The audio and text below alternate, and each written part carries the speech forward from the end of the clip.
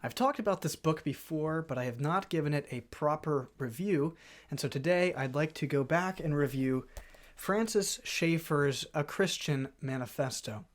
Before we dive into this review, all links to anything that I mentioned in this review will be in the description down below. So if I mention anything that you're interested in, all of that will be down below. This is a 138-page book. It's 157 with index, with an index, and with a few other notes included as well. This is an older edition. This one was published in 1982, so anything I'm saying in this video may be incorrect as far as the modern, more recent publication goes. But yeah, this one is older. So this one was 157 pages, and it's paperback, and it's published, I believe it was printed in the USA by Crossway. Let me see. Yes, printed in the USA. If you're new, let me welcome you to Petra Publications. My name is Davis, and here on this channel, I basically just review books, mostly Christian Reformed books, although sometimes I do step outside of that realm, review non-Christian books as I am edified by them as well, and would like to share that with you. If you've been watching for a while, I've linked in the description to my Patreon and PayPal. Thank you so much. So first, before we dive into the book review proper, I'll just talk about Francis Schaeffer himself a little bit. So he was born in 1912, January 30th, and died on May 15th of 1984. He was born and raised in Germantown, Pennsylvania, and was both of German and American descent. And after graduating from Hampton Sydney College, he enrolled at Westminster Theological Seminary, which of course was just getting started at that time, and studied under the great theologians Cornelius Van Til and John Gresham Machen. In 1937, he transferred to Faith Theological Seminary and graduated in 1938. For a short time, he was associated with the Orthodox Presbyterian Church, but later left them for the Bible Presbyterian Church, of which he was the first ordained minister. Schaeffer received at least 4 honorary doctorate degrees from different schools. He was a Presbyterian presuppositionalist pastor, theologian, philosopher, husband to Edith Schaeffer, and father of 4. Schaeffer died in 1984 at the age of 72 due to cancer. So now we'll dive into the book review proper. So first I will give a little information about the book. It is the Christian Manifesto, and it focuses on topics such as tyranny, government overreach, and freedom of faith and speech, and the Christian's response to those things. So I'll go ahead and read the table of contents to this book, if I can find the page here. Here it is. So first you have a dedication, a preface, and then chapter 1 is the abolition of truth and morality, foundations for faith and freedom, the destructions of faith and freedom, the humanist religion, revival, revolution, and reform, an open window, the limits of civil obedience, the use of civil disobedience, the use of force, and by teaching, by life, by action. Then you have notes, references, and an index. So before I go any further, are there any better books on this topic? I try to answer that. Now, of course, I haven't read every book, but the only one that comes to mind that kind of deals with the same themes as this book would be Animal Farm. But this, obviously, with the title of the book, is more for Christians, whereas Animal Farm is just for any citizen. I apologize for all of the interruptions in this review. My brother has some friends over that have interrupted me a couple of times. So would I buy this book with that in mind? Yes, this is a book that is extremely helpful to every believer and ought to be read by everyone. And I feel like if we had read this book, Christians that is, when it was released and really paid attention to what Schaeffer was saying, we would have avoided a lot of trouble. We would have avoided a lot of pain and misery that we're now dealing with, especially in our present time. So would I buy it? Yes, this is a must read. I think everyone should be reading this book.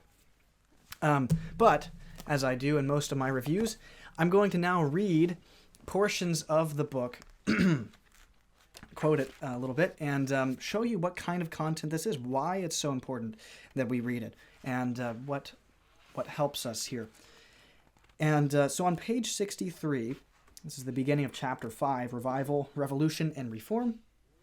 He says, as we turn to the evangelical leadership of this country in the last decades, unhappily, we must come to the conclusion that often it has not been much help. It has shown the mark of a Platonic, overly spiritualized Christianity all too often. Spirituality to the evangelical leadership often has not included the lordship of Christ over the whole spectrum of life.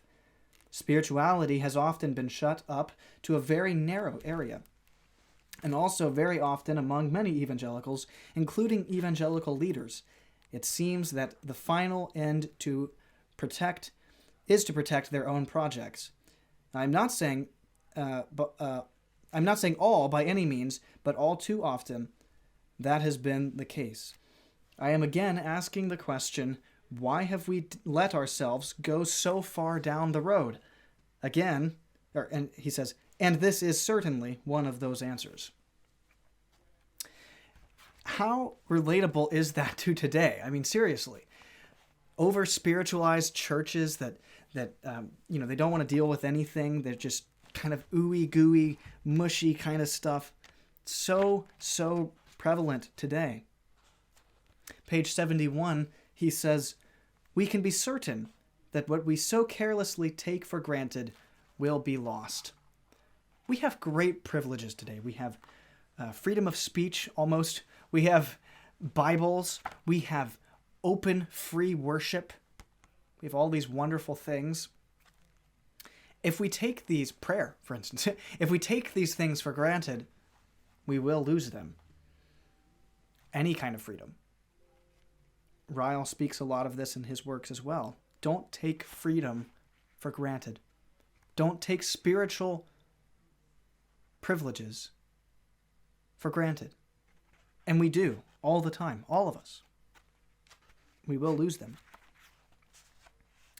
On page 90 and 91, this is a little longer section here, he says, the civil government, as all of life, stands under the law of God. Very, very important sentence there. In this fallen world, God has given us certain offices to protect us from the chaos, which is the natural result of that fallenness. But when any office commands that which is contrary to the word of God, those who hold that office abrogate their authority, and they are not to be obeyed. Let me pause there for a second.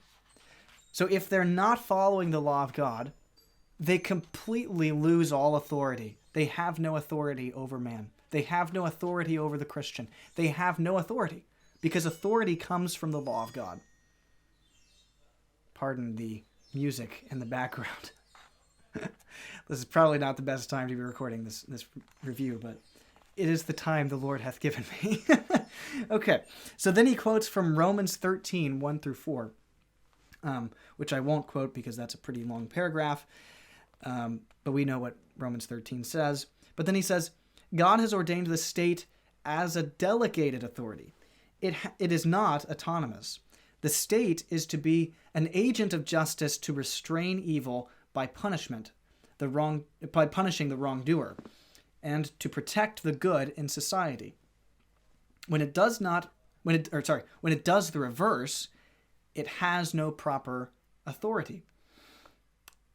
It is then a usurped authority, and as such, it has become lawless and is tyranny.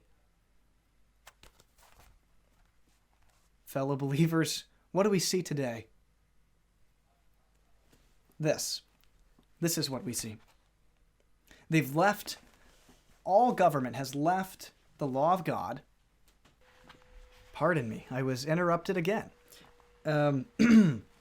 Page 93, he says, the bottom line is that at a certain point, there is not only the right, but the duty to disobey the state. Today, or at least in the last couple of years, we were told you have no right, you have no authority to go against the government, the authority. And what Schaeffer here is arguing, building upon Samuel Rutherford's Lex Rex, is that we actually do, as Christians, have a moral obligation to stand up against tyranny, to stand up against overreaching government that is taking our rights as Christians, as believers, and trying to control us.